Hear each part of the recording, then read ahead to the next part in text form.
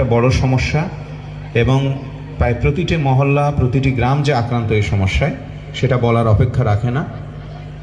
আমাদের এই সমস্যাটা আসলে কোনো একটা সেক্টর বা কোনো একটা ডিপার্টমেন্টের পক্ষে একাকী এটা নিয়ন্ত্রণ করা সম্ভব নয়। আমাদের বিভিন্ন সমাজের বিভিন্ন গোষ্ঠী যারা আছেন, অংশীজন যারা আছেন, তাদেরকে সম্মিলিতভাবে এই সমস্যা এই ব্যাধির বিরুদ্ধে এগিয়ে আসতে হবে।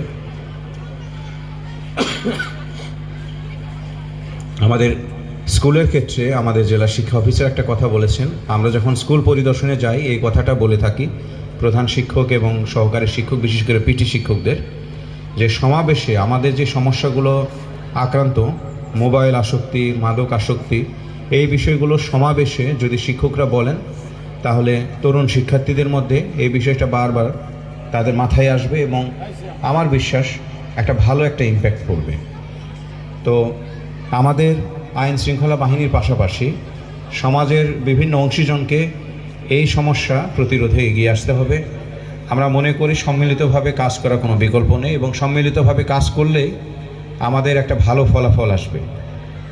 এই সমস্যাটা এত ভয়াবহ, আমরা সর্বশেষ রিপোর্টেও দেখেছি, বিভিন্ন গবেষণায় দেখেছি, বাংলাদেশে প্রায় 2 কোটির বেশি, 18 কোটি যদি লোক হয়, 2 কোটির বেশি মাদকসেবী রয়েছে এবং প্রতিদিন প্রায় 7,000 কোটি টাকার মতো শুধু মাদক দ্রব্যে খরচ হচ্ছে এবং 1.5 কোটি লোক কোনো না কোনোভাবে, 2 কোটির মধ্যে 1.5 কোটি লোক প্রতিদিন নিয়মিতভাবে মাদক সেবন করে।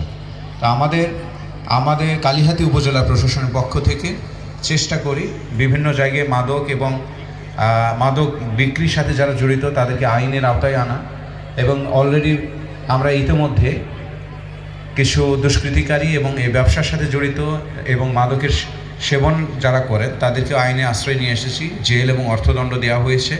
কিন্তু আমরা মনে করি এটা যথেষ্ট নয়।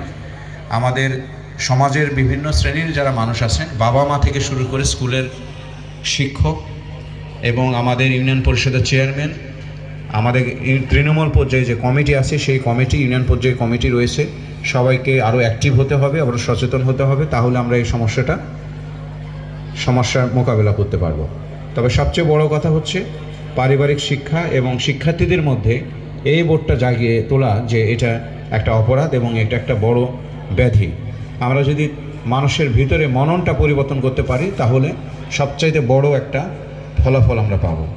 তাই তরুণ শিক্ষার্থী যারা আছে এখানে, সবার প্রতি আমাদের অনুরোধ এবং সবার প্রতি আমাদের আহ্বান যে মাদক নয়, আমরা মাদকমুক্ত সমাজ গঠনে তরুণরাই সবার আগে এগিয়ে আসবে। বিশেষ করে ছাত্র সমাজ, ছাত্রছাত্রী যারা আছে তাদেরকে সবার আগে এগিয়ে আসতে হবে এবং তাদেরকে এই বিষয়টার কুফল নিয়ে, সমস্যা নিয়ে অন্যদেরকে আলোকিত করতে হবে। আশা করি আমরা সবাই সম্মিলিতভাবে কাজ করে আমরা সুন্দর একটা কালিহাতী, বিশেষ করে সুন্দর একটা টাঙ্গাইল উপজেলা আমরা উপহার দিতে পারব।